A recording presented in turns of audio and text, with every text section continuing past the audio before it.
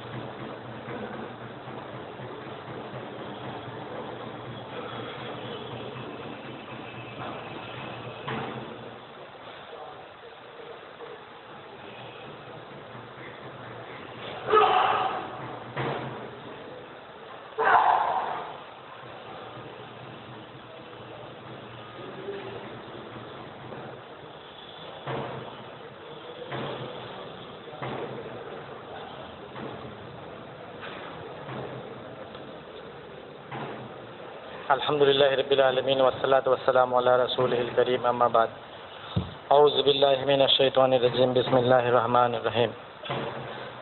الف لام میم ذالک الکتاب لا ریب فیہ ھدی للمتقین الذین یؤمنون بالغیب ویقیمون الصلاۃ ومما رزقناہم ینفقون۔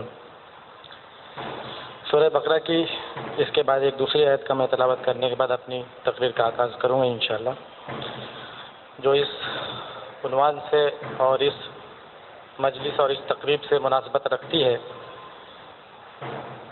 وَعَلَّمَ آدَمَ الْأَسْمَاءَ كُلَّهَا ثُمَّ عَرَضَهُمْ عَلَى الْمَلَائِكَةِ فَقَالَ أَنبِئُونِي بِأَسْمَاءِ هَؤُلَاءِ إِن كُنتُمْ صَادِقِينَ قَالُوا سُبْحَانَكَ لَا عِلْمَ لَنَا إِلَّا مَا عَلَّمْتَنَا إِنَّكَ أَنْتَ الْعَلِيمُ الْحَكِيمُ۔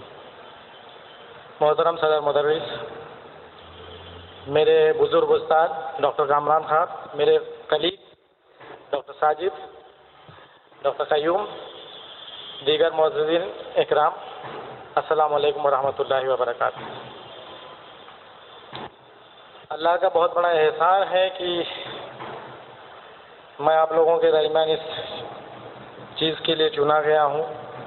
یہ اللہ کا میرے اوپر ایک کرم ہے اور عنوان بھی ہے جس سے ہمارا خود کا روزمرہ تعلق ہے، اسلام اور میڈیکل سائنس، یا میں بولوں گا قرآن اور میڈیکل سائنس۔ پہلی چیز، میڈیکل سائنس اسلام کے اندر ہے، اسلام میڈیکل سائنس میں ہے ہی نہیں۔ میڈیکل سائنس اسلام کے تابع ہے، اور قرآن کی ہر آیت، مجھے لگتا نہیں کہ کوئی ایسی آیت گزرے جہاں پہ غور و فکر کی بات نہ ہو، جہاں پہ اگر اس پہ تدبر کیا جائے تو وہ سائنس کی بات نہ نکلتے ہو، اور اکثر جگہوں پہ فکر کرنے کی، تدبر کرنے کی، غور و فکر کرنے کی بات آئی ہے۔ مثال کے طور پہ میں سورہ بقرہ کی ایک آیت پڑھوں گا، ترجمہ کے طور پہ میں بعد میں یہ آیتوں کے تعلق سے بات کروں۔ میری زیادہ تر تقریر انشاءاللہ آپ کو قرآن اور حدیث سے ہٹ کے کچھ بھی نہیں رہے گی، اور آپ دیکھیں گے ہر چیز اس میں ہے۔ سورہ بقرہ میں ارشاد، اعوذ باللہ من الشیطان الرجیم، بسم اللہ الرحمن الرحیم، ان فی خلق السماوات والارض واختلاف اللیل والنہار والفلک التي تجری فی البحر بما ينفع الناس وما انزل اللہ من السماء من ماء فاحیا به الارض بعد موتها وبث فيها من كل دابة وتصریف الرياح والسحاب المسخرة بين السماء والارض لآیات لقوم یعقلون۔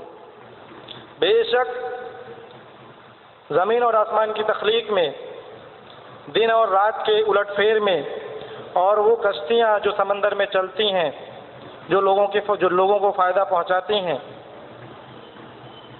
اور اللہ تعالیٰ جو آسمان سے بارش نازل فرماتا ہے اور جو زمین کو موت سے زندگی عطا کرتا ہے، اور پھر وہ ہوائیں اور وہ بادل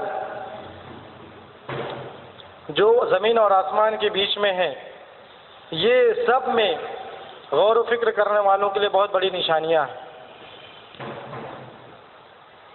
زمین جتنے بھی الحمدللہ بہت سارے فینومینن آف نیچر اس آیت کے اندر، اس ایک آیت کے اندر آلریڈی سبھی چیز ڈال دیے گئے ہیں۔ غور و فکر کرنے والوں کو ہر جگہ پہ یہ غور و فکر کریں گے تو انہیں سمجھے گا ان کی سائنس ان کو اسلام کی طرف دعوت دے رہی ہے، اور اگر وہ اسلام کی طرف دعوت دے نہیں رہی تو اس کا مطلب ہے کہ آدمی سورج کی پرستش کے آگے نہیں چھلانگ مار پایا ہے، پرستش واحد کی طرف۔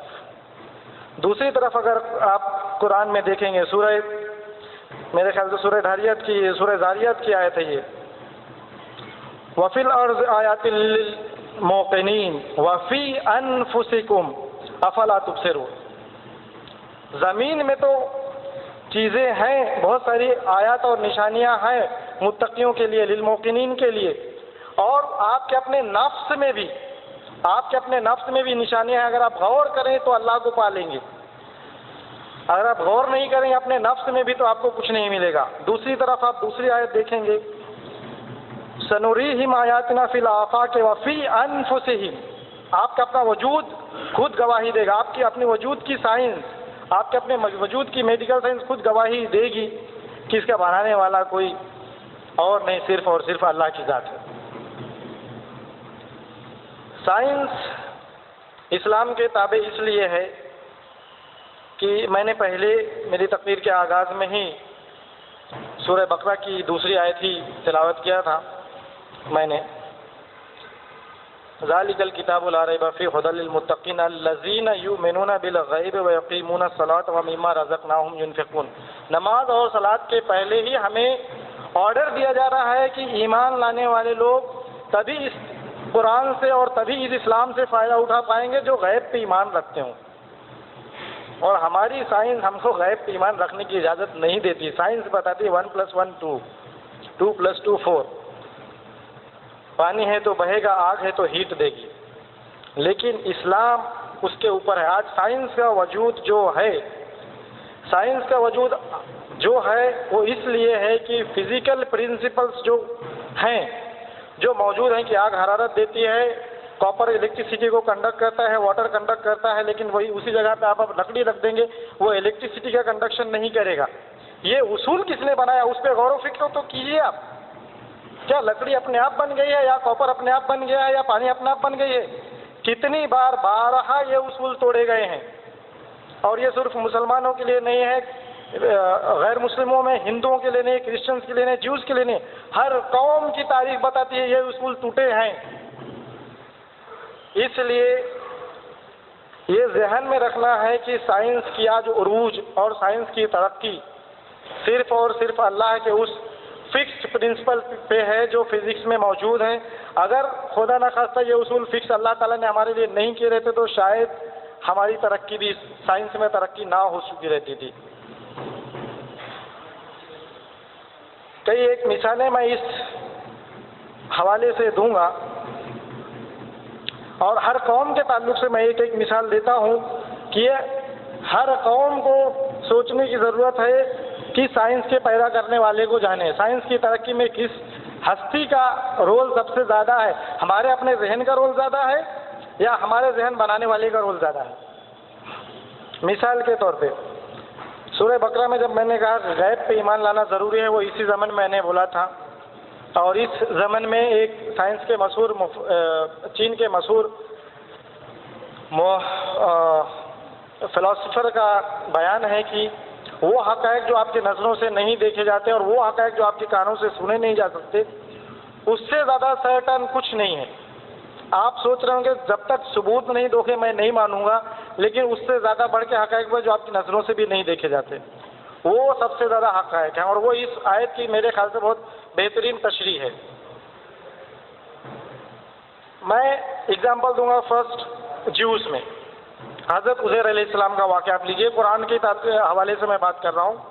حضرت عزیر علیہ السلام جب ان کا گزر ہوتا ہے فلسطین کی بستی کی طرف جو اس وقت عراق کے بادشاہ نے پورا اجاڑ دیا تھا، 6 لاکھ کے لوگوں کو انہوں نے قید کیا اور عراق لے کے آئے، جب ان کا گزر ہوا تو ان کے دل میں ایک خیال آیا کہ اللہ اس بستی کو دوبارہ کیسے آباد کرے گا، اور اس جگہ پہ پھر آپ کی سائنس کی پرنسپل ٹوٹے ہیں۔ 100 سال تک کی موت کسی کو دے دیا جانا، اور جب وہ موت سے بیدار ہوتے ہیں تو ان کو دوسری زندگی ملتی ہے، یا نیند سے جب بیدار ہوتے ہیں تو پوچھا جاتا ہے بتائیے اب کب تک سوتے ہیں؟ ہاں 1 آدھ دن کی بات ہوئی گی۔ پتہ چلا کہ جس سواری پہ وہ سوار تو اس کا تو کچھ آتا پتہ نہیں ہے، ہڈیاں بوسا ہیں، کھانا فریش رکھا ہوا ہے، اور پھر ان کے سامنے ہی اس سواری پہ گوشت اور جان دوبارہ آتی ہے۔ مجھے آج میں ایک جیو سے پوچھوں آپ کون سی سائنس کے تعلق سے یہ کر کے دکھا سکتے ہو؟ ناممکن ہے کہ کوئی آدمی 100 سال تک موت کی زندگی کے بعد بیدار ہو۔ تو یہ سائنس ہی ہمیں بتاتی ہے، جب ہم سائنس کے اور کلوز جاتے ہیں تو ہمیں پتہ چلتا ہے کہ اللہ کا بہت بڑا احسان ہے کہ یہ سائنس اپنے رفت کے ساتھ ترقی کر رہی ہے، لیکن اگر ہم راہ حق سے ہٹیں گے تو سائنس کے اصول جس ہستی کے تحت ہے وہ اس کو کبھی بھی الٹ پھیر کر سکتا ہے۔ دوسرا پھر آئیے اب کرسچن کی طرف۔ اصحاب کہف کا واقعہ سبھی لوگ جانتے ہوئیں گے۔ 300 برس تک 7 لوگوں کو موت کی نیند یا نیند کی حالت میں رکھنا، اور اس کے بعد اٹھتے ہیں تو فریش رہتے ہیں، ایسا لگتا ہے 1-2 دن کی نیند ہے۔ یہ کہاں پہ سائنس ہم کو بتائے گی؟ ابراہیم علیہ السلام کا واقعہ لیجیے، ان کے ذہن میں آتا ہے کہ اللہ تو موت کی زندگی کے بعد موت اور موت کے بعد دوبارہ کیسے اٹھائے گا؟ میں یقین کرتا ہوں تجھ پہ، لیکن مجھے تھوڑا اور دل کی مضبوطی چاہیے۔ بولے ٹھیک ہے 3-4 پرندے پال لو، مانوس کر لو، اور اس کے بعد ٹکڑے کر کے فلاں پہاڑ پہ رکھ دو، اور اس کے بعد آواز دو، اڑتے ہوئے آ جائیں گے۔ یہاں پہ بھی سائنس کا اصول مجھے ٹوٹتا ہوا نظر آتا ہے۔ پھر سمپل واقعات میں پوسٹ مینوپوزل اور ایلڈرلی ایج گروپ میں دیکھیں گے برتھ ہونا انہونی بات لگتی ہے۔ یا علیہ السلام کی پیدائش، اور ان سے بڑھ کر بغیر والد کے پیدائش کہاں سے سائنس اس کو ایکسپلین کرے گی؟ کرسچن کو ہی پوچھیں گے اگر بھائی آپ سائنس کو اگر آپ خدا ماننے لگ گئے ہو تو یہ بتا دو کہ عیسیٰ علیہ السلام کا پھر کیسا معاملہ ہے؟ تو اللہ تعالیٰ سب کچھ اپنے اختیار میں رکھا ہوا ہے، اور یہاں تک کہ جتنی آیتیں عیسیٰ علیہ السلام کے بارے میں بھی قرآن میں ہیں، مادر رات کو اندھا کرتے تھے، کوڑی کو شفا دیتے تھے، ہر آیت کے آخری میں آپ دیکھیں گے تو باذن اللہ باذن اللہ باذن اللہ، وہ اس لیے کہ اللہ کے حکم کے بغیر ان کی کوئی معجزات بھی نہیں تھے۔ حضرت سلیمان علیہ السلام کا واقعہ لیں گے تو ہوا کی اس ٹائم کشتی تھی، آج ہم ایروپلین میں گھومتے، وہ لوگ اس ٹائم میں ہوائی سفر کیا کرتے تھے۔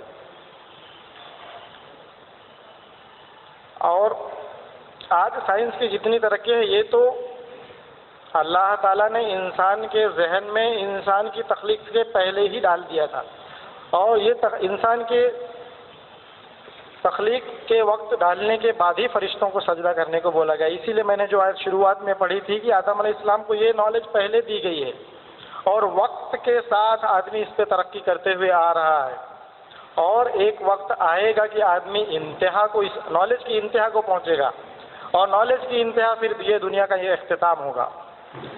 نالج کی جب انتہا ہوئے گی تو دجال ایک ہاتھ میں جنت اور ایک ہاتھ میں دوزخ لے کے چلے گا، مردے کو زندہ کرے گا، اس کی آواز دنیا کے ایک کونے میں رہے گی تو پوری دنیا میں سنائی دے گی، اس کو ایک جگہ بیٹھا رہے گا، پوری دنیا میں لوگ اس کو دیکھیں گے، اور وہ پوری دنیا کا سفر بہت تیزی کے ساتھ کرے گا۔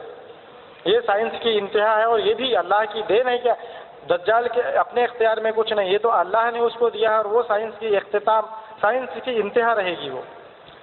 اور ہر وقت کے ساتھ یہ جو ترقی ہو رہی ہے، جب سائنس کی انتہا وہاں پہنچے گی تو پھر اختتام کا معاملہ آئے گا۔ تو اللہ تعالیٰ نے علم انسان کے ذہن میں آلریڈی رکھا، اور انسان کو اشرف المخلوق بنایا، اور اس کے بعد فرشتوں کو سجدہ کرایا۔ ضرورت اس بات کی ہے کہ ہم خود اس چیز کو سمجھیں اور قرآن کی آیتوں سے تدبر حاصل کریں اور فکر حاصل کریں کہ آج ہم جس ترقی پہ چل رہے ہیں وہ ہم کو اسٹریس دے رہی، جیسے ابھی ہم بیٹھے تھے، ہمارے بزرگ، ہمارے استاد، ہمارے ٹیچر اور ہمارے سینئر ڈاکٹر کامران خان اور ساتھ میں ڈاکٹر ساجد، یہی ذکر تھا کہ آج کل اسٹریس ڈیسیزز، لائف سٹائل ڈیسیزز بہت زیادہ ہو گئی ہیں۔ وہ اسی لیے سائنس میں ترقیاں ہو رہی ہیں، دین سے دوری بھی بڑھتی جا رہی ہے، دھیرے دھیرے دھیرے دھیرے دھیرے دھیرے۔ توکل اللہ جب ہٹے گا تو نعمت میں شکر اور مصیبت میں صبر کے بجائے نعمت میں گھمنڈی اور مصیبت میں گلہ اور شکوہ آتا ہے۔ تو میرا کہنے کا مقصد یہ کہ سائنس کی ترقی سب طرف بجا، اور لیکن وہ سائنس کس کام کی بھی نہیں رہے گی اگر وہ ہمیں دین سے دوری کی طرف لے جائے. تو ضرورت اس بات کی رہتی ہے کہ جیسے ابراہیم علیہ السلام کا واقعہ ہے کہ پہلے چاند کو دیکھتے ہیں، پہلے تارے کو دیکھتے ہیں، پھر چاند کو، پھر سورج کو، لیکن ان کو یقین نہیں ہوتا. غور و فکر کرتے رہیے اور آپ کا علم اور آپ کی غور و فکر آپ کو انشاءاللہ اس واحد ہستی کی طرف ضرور لے جائے گی. اور ڈیفینیٹلی ہمارا اپنا عروج تبھی رہا ہے جب ہم دین سے خود کو جوڑے ہوئے رکھے تھے. باقی ہم انڈیویجول لیول پہ کتنا بھی پرفارمنس کریں ہمیں پستی ہی حاصل ہوگی، سائنس کتنی بھی ترقی کر جائے. اور ڈاکٹر صاحب نے اپنی اس کتاب میں جتنا محنت اور مشقت کی ہے آپ دیکھیں گے تو ان کا ہر عنوان میں آپ کو یہ چیز نظر آئے گی کہ یہ چیز آلریڈی ہمارے پاس ہے. بہت مشکل سے ہم لوگ مطالعہ کرتے ہیں جس چیز کا جو ڈیلی ہم پہ فرض ہے، بہت مشکل سے، ریئرلی. اور پھر سنو سنائی باتوں پہ، قصے کہانیوں میں اگر خدا نہ خواستہ کوئی انبیاء کا ذکر آ گیا، کوئی رسول کا، کوئی ولی اللہ کا، تو وہ سب سے دین رہتا ہے. یہ نہیں دیکھنا رہتا ہے کہ بھائی اس کا منبع یا اس کا سورس قرآن اور حدیث ہے یا نہیں ہے، اور پھر گمراہی کی شروعات ہوتی ہے. اللہ سے دعا ہے ہم سب لوگوں کو قرآن اور حدیث پہ عمل کرنے کی توفیق عطا فرمائے، اور سائنس جو کہ اسلام کے تابع ہے تو کیوں نہ اس کو سمجھنے کی صلاحیت عطا فرمائے. آمین. وآخر دعوانا الحمدللہ رب العالمین.